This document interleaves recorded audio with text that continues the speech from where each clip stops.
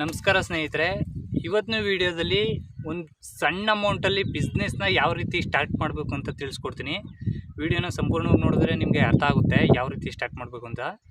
ನೀವು ಏನಾದರೂ ವರ್ಕ್ ಮಾಡ್ತಾಯಿದ್ರೆ ಅದ್ರ ಜೊತೆನೇ ಇದು ಸ್ಟಾರ್ಟ್ ಮಾಡ್ಕೋಬೋದು. ಏನಂದರೆ ಇದು 7 ಗಂಟೆಯಿಂದ 10 ಗಂಟೆ ತನಕ ಕೆಲಸ ಮಾಡಿದ್ರೆ ಸಾಕು, ಆರಾಮಾಗಿ ನೀವು 400ರಿಂದ 500 ರೂಪಾಯಿ ದುಡ್ಕೊಬಿಡ್ಬೋದು.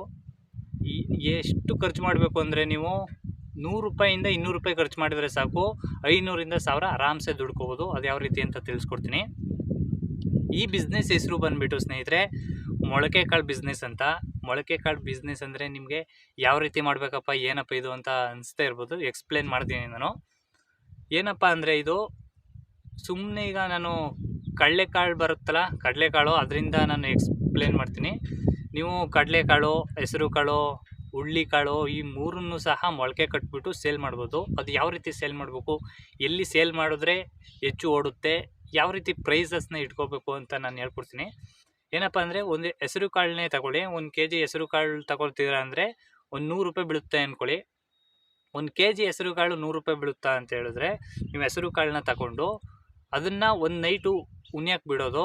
ಫಸ್ಟು ಇವತ್ತು ತಗೊಳ್ತೀನಿ ಅಂದರೆ ಇವತ್ತು ಬೆಳಗ್ಗೆ ಉಣಿಯಕ್ಕೆ ಬಿಡೋದು, ರಾತ್ರಿ ಅದನ್ನು ಸೋಸ್ಬಿಟ್ಟು ಮೊಳಕೆ ಕಟ್ಬಿಡೋದು.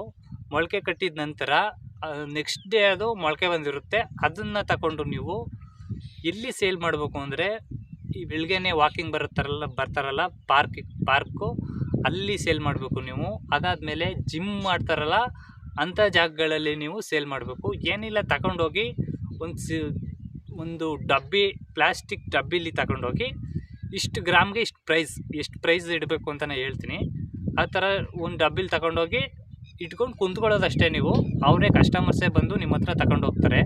ಪ್ರೈಸ್ನ ನೀವು ಯಾವ ರೀತಿ ಇಟ್ಕೊಂಡ್ರೆ ನಿಮಗೆ ಲಾಭ ಸಿಗುತ್ತೆ ಅಂತ ಹೇಳಿದ್ರೆ, 1 kg ಹೆಸರು ಕಾಳು 100 ರೂಪಾಯಿ ಅಂತ ಹೇಳಿದ್ರೆ ನೀವು 20 ಗ್ರಾಮ್ ಮೊಳಕೆ ಕಟ್ಟಿರೋ ಹಸಿರು ಕಾಳನ್ನ ಕೊಡಬೇಕಾಗುತ್ತೆ ನಿಮ್ಮ ಕಸ್ಟಮರ್ಸ್ಗೆ. 20 ಗ್ರಾಮ್ ಕೊಟ್ಟಿದ್ರೆ ನಿಮಗೆ 10 ರೂಪಾಯಿ, ಕೇವಲ 10 ರೂಪಾಯಲ್ಲಿ 20 ಗ್ರಾಮ್ ಕೊಡಿದ್ರೆ ಏನಂದರೆ ನೀವು ಯಾವುದೇ ಮೆಜರ್ಮೆಂಟ್ ಬೇಕಾಗಿಲ್ಲ. ಒಂದು ಟೀ ಕುಡಿಯೋ ಲೋಟ ಬರುತ್ತಲ್ಲ, ಕಾಫಿ ಕುಡಿಯೋ ಲೋಟ ಚಿಕ್ಕದು, ಆ ಚಿಕ್ಕದರಲ್ಲಿ 10 ರೂಪಾಯಿ ಅಂತ ಸೇಲ್ ಮಾಡಿದ್ರೆ ಸಾಕು, ನಿಮಗೆ 500 ರೂಪಾಯಿ ಸಿಗುತ್ತೆ 1 kgಗೆ.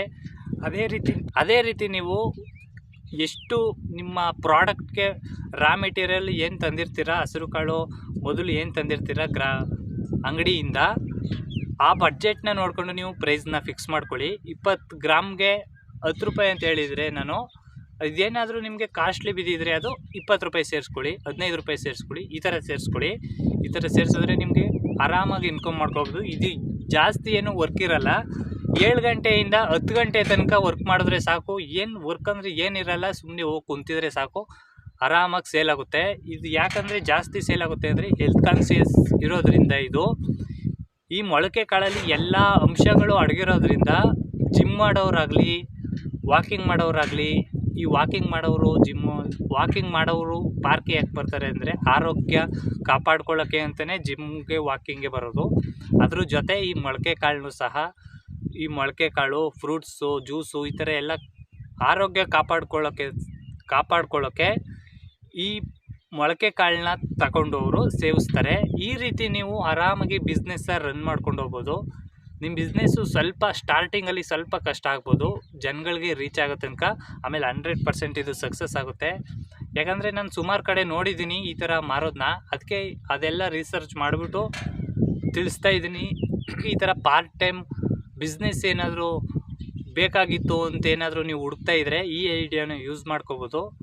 ಇದೇ ರೀತಿ ವಿಡಿಯೋಗಾಗಿ ನಮ್ಮ ಚಾನಲ್ನ ಸಬ್ಸ್ಕ್ರೈಬ್ ಮಾಡ್ಕೊಳ್ಳಿ. ಈ ವಿಡಿಯೋ ಇಷ್ಟ ಆದರೆ ಒಂದು ಲೈಕ್ ಮಾಡಿ.